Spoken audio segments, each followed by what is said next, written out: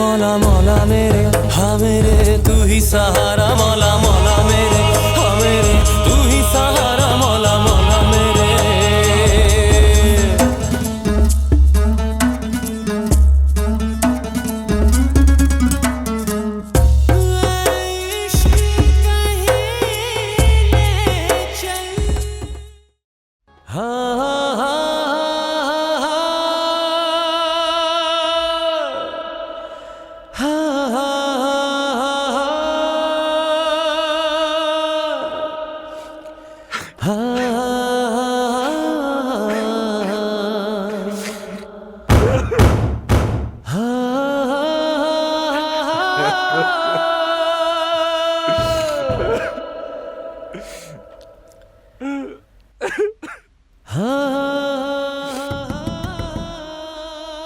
علی در باز کن.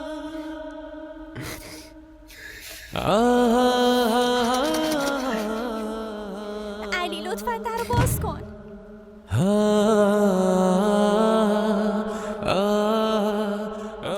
حسنا برو منو تنها بذار. نه من نمیتونم اینجوری تنهات بذارم. لطفاً در باز کن. علی لطفاً لطفاً علی لطفاً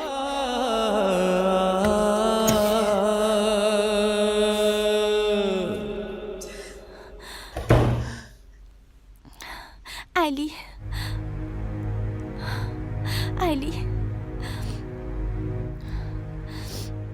علی لطفاً انقدر خودتو اذیت نکن.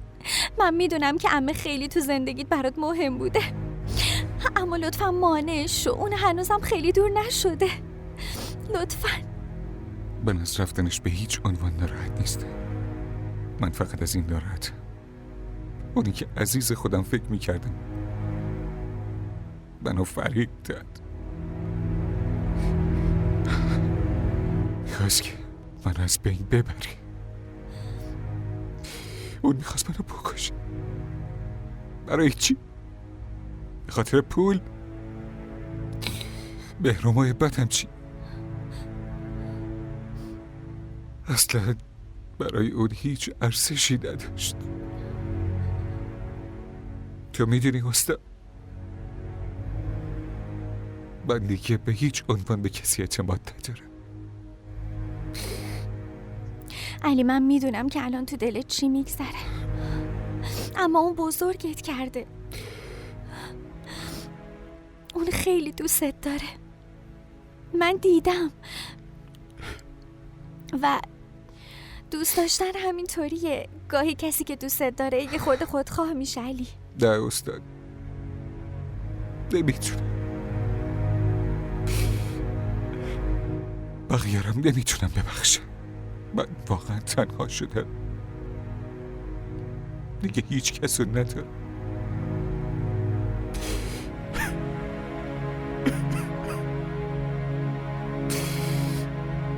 من دیگه کاملا تنها شدم. تنها و بی کس. علی لطفاً اینجوری نگو.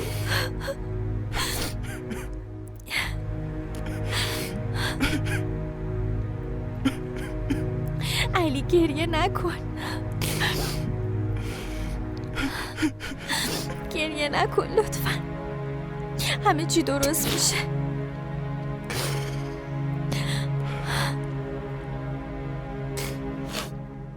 دیگه گریه نکن. گریه نکن. همه چی درست میشه. همه چی درست میشه باشه.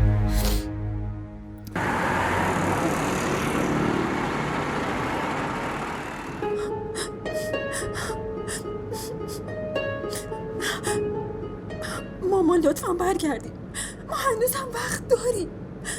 عصبانیتتون رو بذارین کنار و برگردیم. من وقتی یه بار تصمیممو گرفتم دیگه هرگز اونو عوض نمی کنم. اما مامان شما همیشه به من اینو میگفتین که اون خونه شماست. با چه تلاشی هم درستش کردین. حالا چطور همه چی رو ول میکنین و میرین؟ اینی تو هم مثل بقیه در موردم اشتباه فکر میکنی. یه جایی خونده بودم که احترام برای آدم ها تا وقتیه که بهشون نیاز داری. تا وقتی اون بهم نیاز داشت بهم احترام میذاشت، دوستم داشت. و حالا وقتی دیگه بهم نیازی نداره، همه چی رو تموم کرد. ذره حس نمی کنین که شما علی رو فریب دادین؟ همه خوشحالیاشو ازش گرفتین، پس چه توقعی دارین مامان؟ ازتون ناراحتم نباشه؟ باشه خیلی خوب. اگه تو فکر میکنی که اون به خاطر اشتباهاتم داره تنبیهم میکنه، پس درسته، بذار تاوان اشتباهمو پس بدم.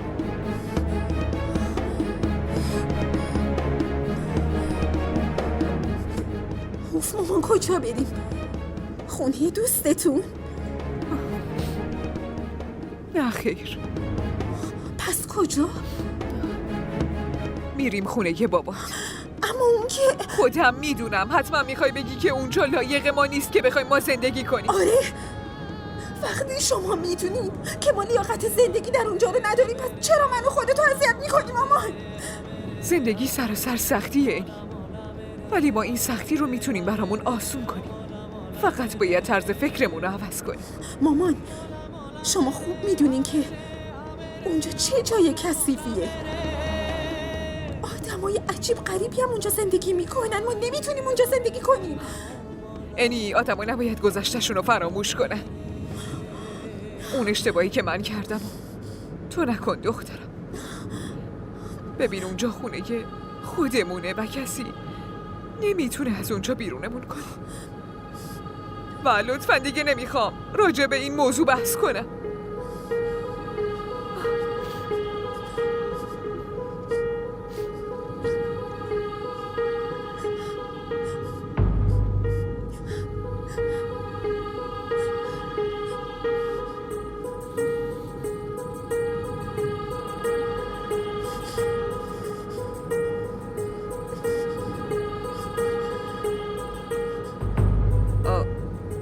از اونجا دست راست برو.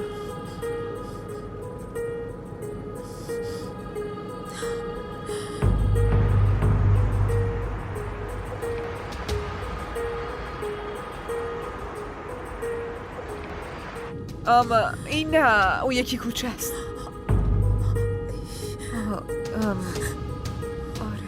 مامان، منو کجا آوردی؟ هیچی نگو. آره همینجا ماشینو نگه دار. اینم کرایه‌تون. مرسی آقا. بریم دیگه. اینی مامان دارین چی کار میکنین؟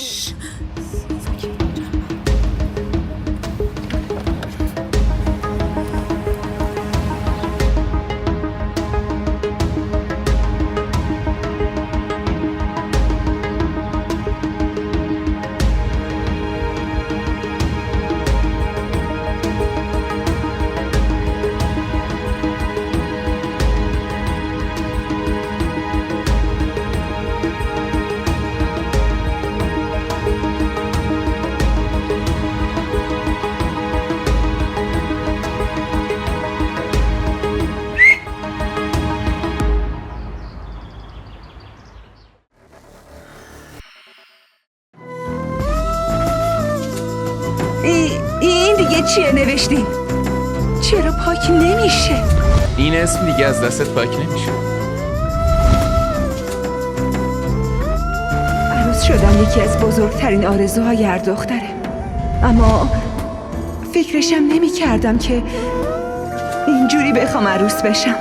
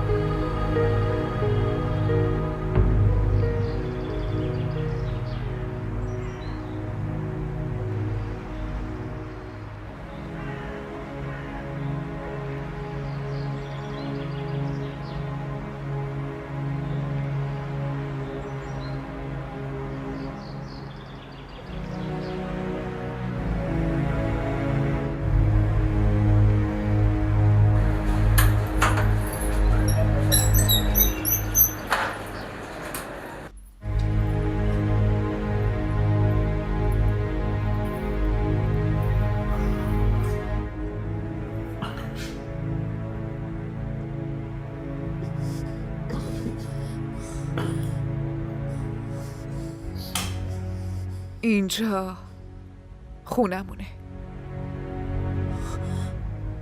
این خونمونه؟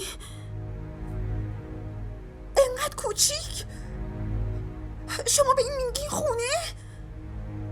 کوچیکه، خب که چی؟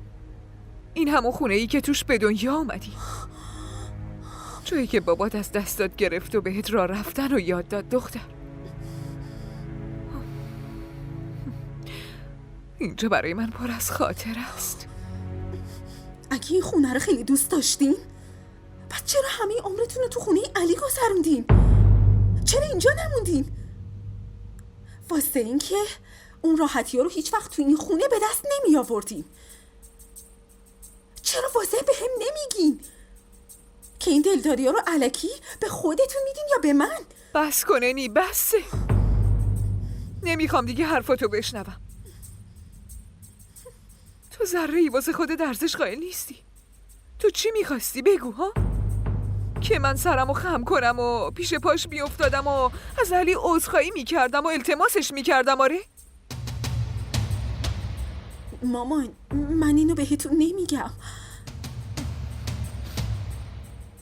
یعنی من فقط میخوام اینو بهت بگم که دیگه تو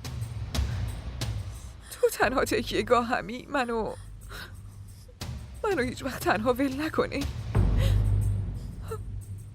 اگه منو ول کردی یعنی منو داری زنده میکشی. چی داری میگین مامان؟ من این جایی نمیرم. قول میدم هر چی شما بگین من همون کارو میکنم. همه حرفتون رو قبول میکنم.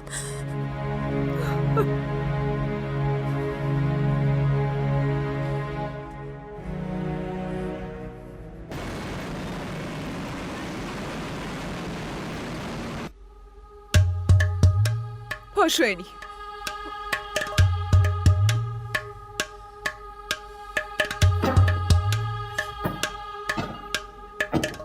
دارین چی کار میکنین؟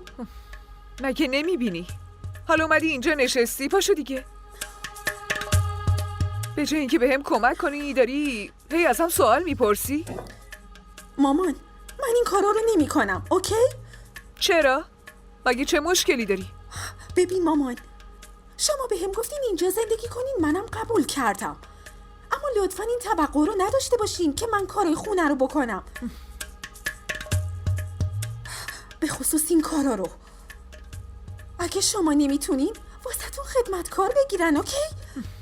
تو این محل خونه یه هیچکی خدمتکار نداره. چرا؟ چون مردم اینجا خودشون کارای خونه‌شون رو انجام میدن و در ضمن من اینقدر پول اضافی ندارم که واسه این کارای الکی بخوام خرج کنم. خونه کوچیکیه، خودمون میتونیم تمیزش کنیم. واسه همین داره نفسم میگیره. چقدر خونه کوچیکه مامان. اتاق خوابشم کوچیکه. تخت خوابم نداره مامان. من چطوری بخوابم؟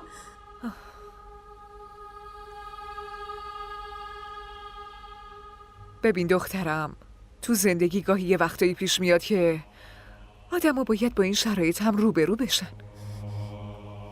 ولی تو نگران نباش، شرایط که همیشه یه جور نمیمونه دخترم. چرا اینجور حرفای فقیرانه ای میزنین؟ من خیلی زیاد نمیتونم اینجا زندگی کنم. چرا؟ وقتی من میتونم اینجا زندگی کنم پس تو چرا نمیتونی؟ چون اشتباه از شما بود. همه تقصیر از شما بود. تاوان اشتباه شما رو من نمیدم.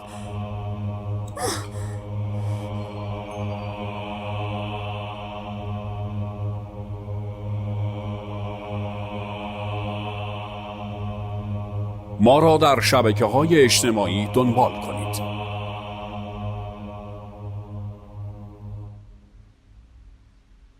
از خونه من برین بیرون. از امروز من با شما دیگه هیچ نسبتی ندارم. तू ही सहारा मौला मौला मेरे हाँ मेरे तू ही किनारा मौला मौला मेरे हाँ मेरे तू ही सहारा मौला मौला मेरे.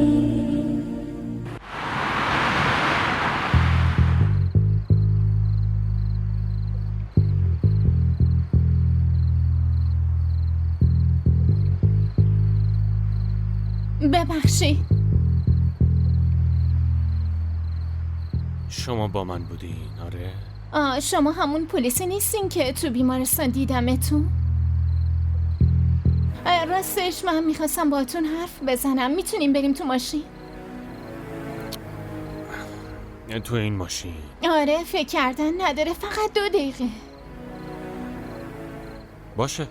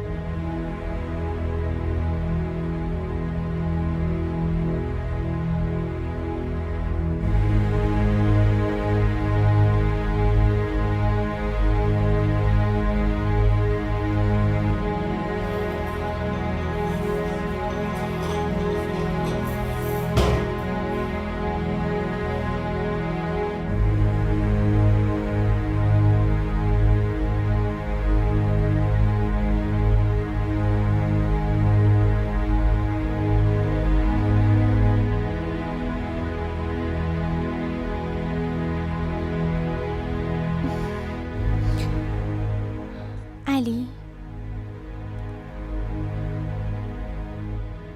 بیا یه چیزی بخور. نه، اشتها ندارم. یکی گفته بود که با غذا نمیشه قهر کرد. من میرم غذا بکشم. ببینم تو خیلی خوشحالی که از این خونه رفته، نه؟ موانع از سر راید کنار رفت. آخه همیشه ازش شکایت داشتی. علی چی داری میگی؟ من اصلا حوصله حرف زدن ندارم. لطفاً از اینجا برو. آره، منم علاقه ندارم اینجا بمونم. تو هنوزم به من شک داری؟ پس تو این خونه مثل قصر تنها زندگی کن. تو واقعا خیلی خودخواهی. فقط خودتو دوست داری، نه کس دیگه ای رو. حسنا حرف منو بشنو. من نمیخوام حرفتو بشنوم. اگه تو به من اعتماد نداری، پس من اینجا چی کار میکنم؟ تو فکر میکنی که من عمدن عمه رو از این خونه بیرون کردم؟ علی، من هنوز میخوام که اونا دوباره برگردن.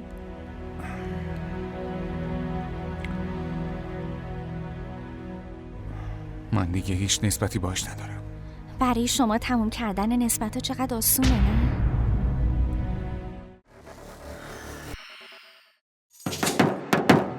خواسته ها محدودیتی ندارن، بسیار و پراکندن، ولی وقتی توی دل کسی خونه میکنن باهاش یکی میشن. دیگه درست یا اشتباه براشون فرقی نمیکنه. توی مسیر زندگی به راهشون ادامه میدن.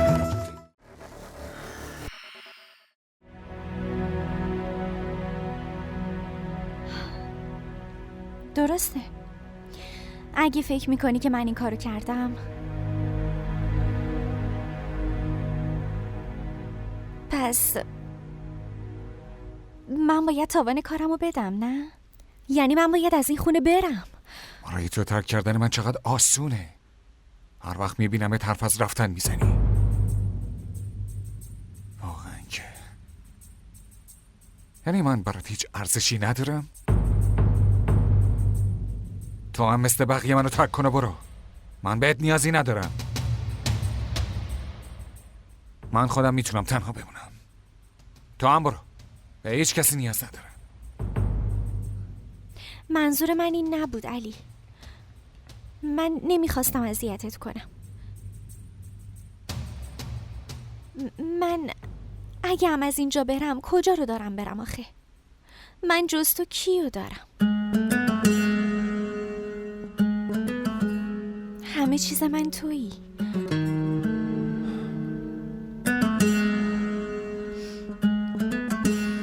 باشه، معذرت میخوام.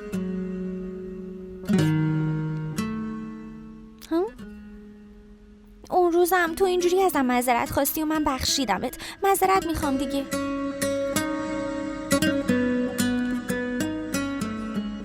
گفتم معذرت میخوام. بخشیدمت. چی؟ گفتم بخشیدمت. غذا بخوری؟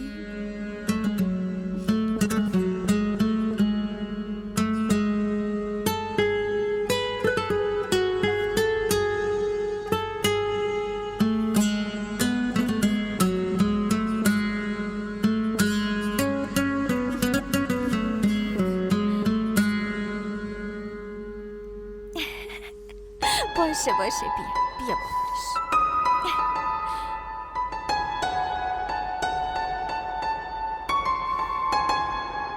پسر خوب.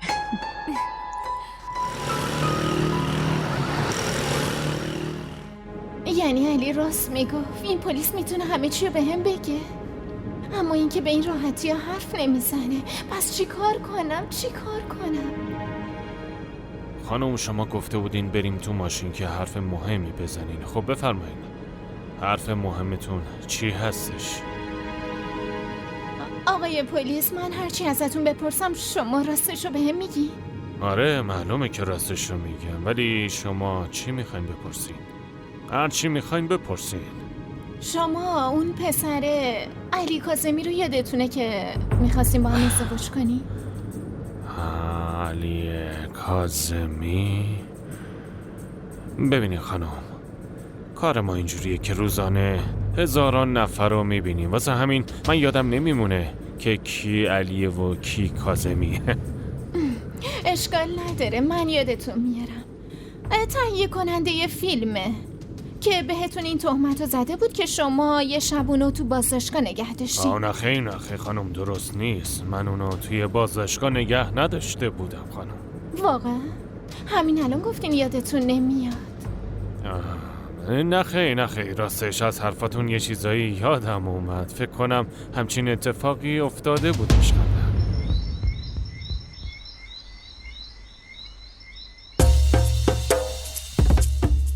آخه این تمنا کجا مونده؟ اصلا به من چه؟ هر جا میخواد بره. ما را در شبکه‌های اجتماعی دنبال کنید. الو بیلو، چطوری؟ من خوبم، تو چطوری؟ منم خوبم. چی شده؟ پریشون به نظر میرسی. نه خیر. اگه نمیخوای بگی خب نگو. نه داداش، منتظر تمنام. تا این وقت شب هنوز بیرونه؟ آره. والا باید بهت آفرین گفت. تا این وقت شب زنت بیرون از خونه است و تو اینجوری راحت نشستی. زن من بود که قلم پاشو میشکستم. اصلا به من چه؟ این روزا پول همه چی میخره. احترام، غیرت. اینجوری هم نیست. تمنا بدون هماهنگی من هیچ جایی نمیره. امشب یه کار مهمی داشت واسه همین رفت. این چه کار مهمی که تا این وقت شب تموم نشده؟ بی خیال، خودت میدونی اون زنت. من اگه جات بودم. وای خوشم نمیاد انقدر پشت سر تمنا حرف میزنی ها. من که میدونم تو چقدر با غیرتی. اون روزا رو یادت رفته که زنت با یکی دیگه رابطه داشت. گوشیو قطع کن ببینم. بیلو حرف منو گوش بده. ناراحت که نشدی داداش. من واسه یه کاری بهت زنگ زدم. خب بگو کارت چی بود؟ کار من که نه، واسه این زنگ زدم که بهت خبر بدم برگه‌های خونت آماده است. چی؟ واقعا؟ فقط همین که خانومت امضا بزنه خونه مال تو میشه. راستی من نفهمیدم تمنا جون چرا خونه رو به نام تو میزنه؟ آخه میدونی تمنا منو خیلی دوست داره. من خیلی باهاش مخالفت کردم اما اون گفت هرچی که مال منه مال تو هم هست بیلو. به خانوم باشه اینجوری باشه. خب دیگه گوشی رو قطع کن، باید به تمنا زنگ بزنم. زرزم یادت نره برگارو تو فردا به هم برسونی ها. باشه میارم.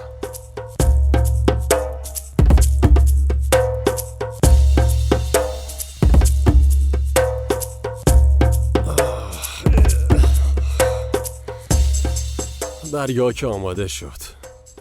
از این به بعد باید چی کار کنم؟ فکر کن بیلو، فکر کن.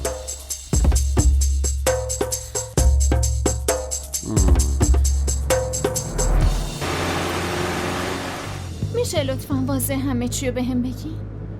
که اون چرا این تهمت رو بهتون زد که اونو همه شب تو بازداشتگاه نگه داشتین؟ ای بابا، اینو چرا از من میپرسین؟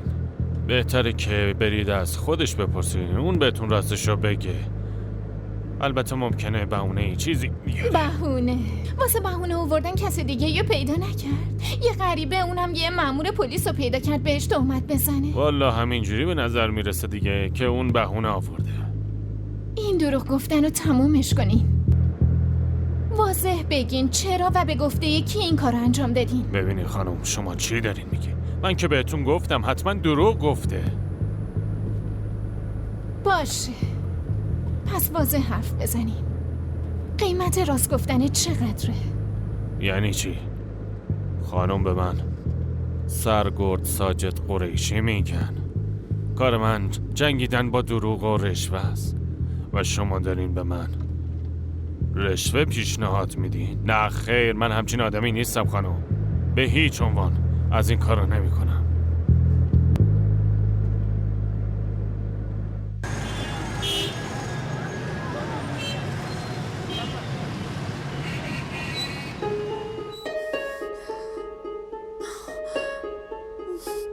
مامان داری چی کار میکنی؟ من خیلی گرسنمه. اومدم دخترم، غذا درست شده، دارم برات میارم. 2 دقیقه دیگه. مامان من نمیتونم تحمل کنم. من از بیرون سفارش میدم. نه این کارو نکنی یا. بیا اینهاش آوردم. غذا اومد، بفرما.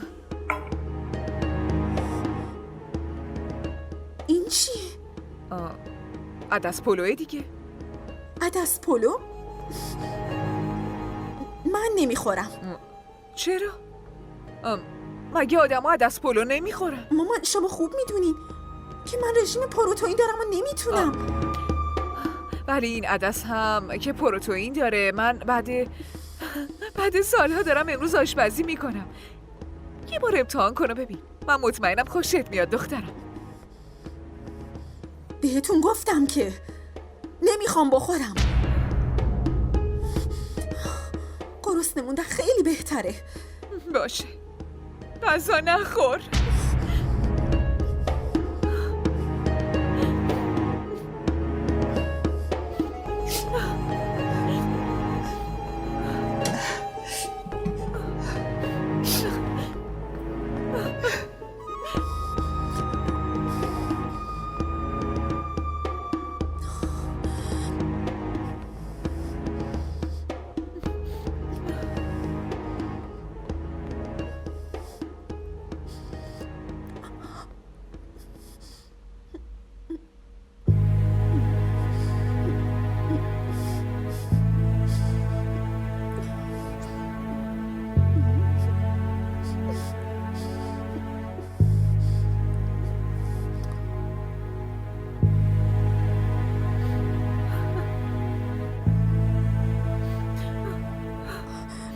مامان معذرت میخوام.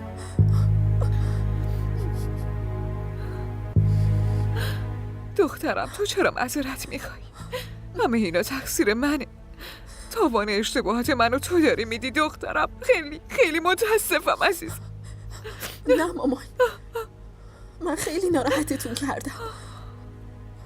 من معذرت میخوام. شما میدونین من عدس پلو خوردم و باور کنین تو زندگیم غذای به این خوشمزگی نخورده بودم مامان. تو خوشت اومد؟ مردم راست میگن، هر غذایی که مامان درست کنه خیلی خوشمزه میشه. شما حتما گرسنه‌اید. بیای من بهتون غذا میدم.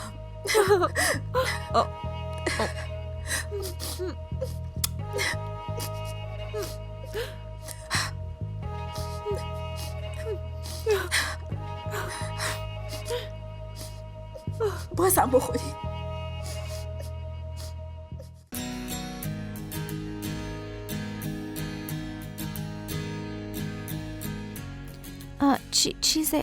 کاری داشتی؟ نه فقط خوابم نمیومد. من که بهت گفتم رو مبل خوابت نمیبره. بیا اینجا بخواب. موضوع این نیست. پس موضوع چیه؟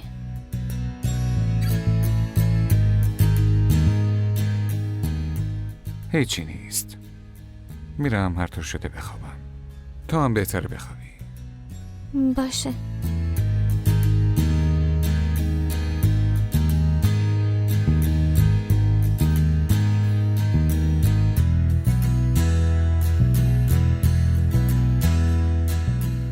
شب بخیر. شب بخیر.